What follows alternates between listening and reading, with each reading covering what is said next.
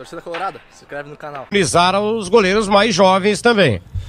Sobre essa questão do gol da Alpizol, hoje pela manhã o Bruno Soares trouxe a informação de que foi fechado o acordo, o empréstimo do Kehler para a Chapecoense. Vai ficar até o final da temporada no clube catarinense, que disputará a Série A do Campeonato Brasileiro. Forte probabilidade de o Kehler ser o goleiro titular da Chapecoense, e ele vai ter essa oportunidade então de jogar, porque no Inter teve muito pouco tempo de jogo, muito pouco a minutagem, e o Kehler vai ter essa oportunidade de jogar na Chapecoense. Colorado que também emprestou o Emerson Júnior, esse sim, ainda jovem goleiro, 21 anos, para o Figueirense, outro clube catarinense que disputará a terceira divisão, a Série C do Campeonato Brasileiro. Também o Emerson Júnior com a perspectiva de jogar, ou seja, dos 5 goleiros que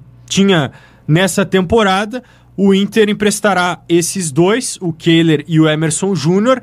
E a informação que o Bruno Flores, repórter aqui da Rádio Grenal, tem é que Colorado também irá se desfazer de um dos experientes, Marcelo Lomba e Danilo. Com isso, a configuração da meta colorada para a próxima temporada teria um desses dois experientes, o Daniel será o goleiro reserva, o segundo goleiro, e o Vitor Hugo, do Sub-20, será a terceira opção. Então, o Gol Colorado passará por uma reformulação para a próxima temporada. Pois é, e há horas já vem amadurecendo essa ideia, né? Eu fui dar uma olhada aqui nos comentários de alguns torcedores do Corinthians, né? Um escreve que, nas redes sociais, né, que vão descontar, que estão mordidos com o Inter aquele ano de 2007, e um outro aqui escreve o contrário: com esse time do Corinthians não vamos ganhar nem do Sub-20 do Colorado. Quer dizer, extremos aí, mas sempre tem uma rivalidade muito grande, Inter e Corinthians mesmo, e tu citaste agora, o Inter é o segundo e o Corinthians o 10º, mas não adianta, quando se enfrentam aí, sempre tem alguns comentários e algumas provocações. É um jogo com tempero diferente, e é bom lembrar que o Corinthians tem ótimos números jogando aqui em Porto Alegre contra o Internacional. Essa rivalidade, digamos assim, muito por conta do Campeonato Brasileiro de 2005, né, e todos os fatos que estamos carecas de saber, mas o Corinthians que no primeiro turno venceu o Inter lá em Itaquera, né, da Alpizol por 1-0, gol do Davó, e agora vem para Porto Alegre para cumprir tabela, de certa forma, nessa última rodada, mas tendo como motivação essa questão que eu destaquei do posicionamento Corinthians, que pode ficar de 9º a 12º no Campeonato Brasileiro. E ainda sobre essa reta final do Brasileirão e as polêmicas, ontem o STJD recebeu a manifestação do Inter quanto à partida contra o Vasco. O Vasco que entrou com pedido de impugnação do jogo por conta de que o VAR estava descalibrado.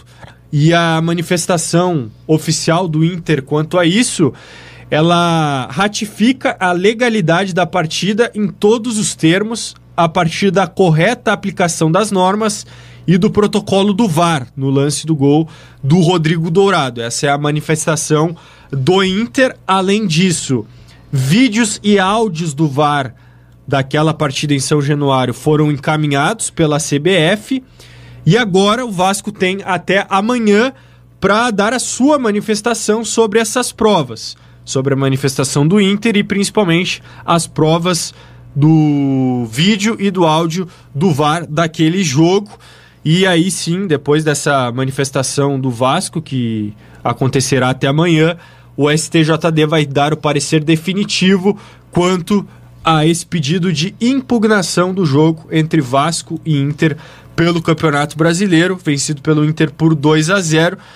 Vale lembrar, né, o gol do Inter com o Rodrigo Dourado em condição duvidosa, e o VAR estava descalibrado, com isso não conseguiu checar aquele lance, mas o que prevê o regulamento, está muito claro, é que quando tiver algum problema do VAR, o que vale é a decisão de campo, e a decisão de campo foi pelo gol do Rodrigo Dourado, gol legal. E depois, no segundo tempo, outro lance polêmico foi o pênalti do Cuesta em cima do Cano. O Cuesta acabou recebendo cartão amarelo e ficando de fora da partida contra o Flamengo. Ele retorna agora contra o Corinthians. O azar do Vasco é que também não seria só uma medição de forças na área jurídica com o Inter, e sim com a CBF. Aí, além do que, tem o respaldo daquilo que está no regulamento, na decisão já antecipada aí pela Confederação Brasileira de Futebol. O certo é que deveriam anunciar hoje.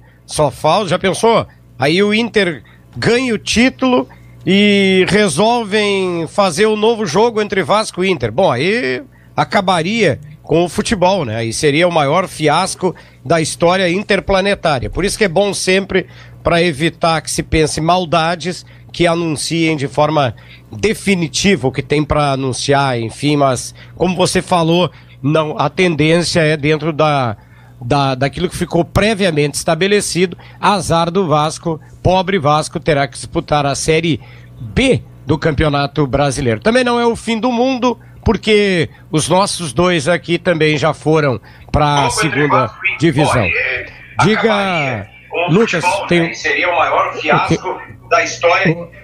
Tá vazando? Tá voltando aí. Tá voltando, então tá. Mas bom, Abel, dá um jeitinho aí, Bel.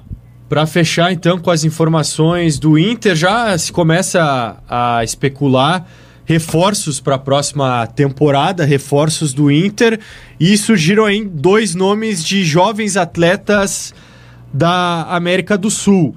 O Carlos Palacios, que é chileno, de 20 anos, do União Espanhola.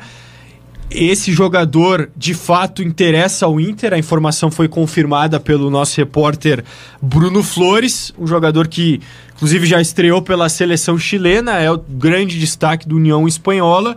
E o valor mínimo que pede a equipe chilena para negociá-lo é de $500 mil. $500 mil. A União Espanhola não aceita emprestar o atleta, só aceita um negócio em definitivo, e o Inter pode avançar nesse negócio nos próximos dias. E um outro nome que surgiu foi o do Giuliano Galoppo, que é um meio-campista do Banfield, da Argentina, 21 anos, mas esse nome foi negado pela diretoria do Inter, e também, segundo os dirigentes do Banfield, não há qualquer tipo de negociação. Então esse nome do Giuliano Galoppo, embora tenha surgido essa especulação na Argentina, não foi confirmado pelos dirigentes das duas equipes essa negociação. Mas quanto ao Carlos Palacios, atacante do União Espanhola, sim, o Inter tem interesse nesse atleta e a negociação pode avançar nos próximos dias. Esse mesmo Banfield que lançou o jogador da Colômbia, né? James Rodrigues. Isso aí. E eu fui a fazer o jogo do Inter lá na Argentina contra este Banfield, e o James Rodrigues foi um dos destaques. Aí demoraram para ver, outros grandes clubes acabou indo para o exterior, joga ainda muita bola. É isso? É isso aí, Dalpizol. O Inter, então, que faz hoje à tarde no CT Parque Gigante o último treinamento antes da decisão de amanhã contra o Corinthians. Provável Colorado com Marcelo Lomba, Heitor, Lucas Ribeiro, Victor Cuesta e Moisés, Rodrigo Dourado, Edenilson Prachetes, Caio Vidal, Patrick e Yuri Alberto. Informações do Inter.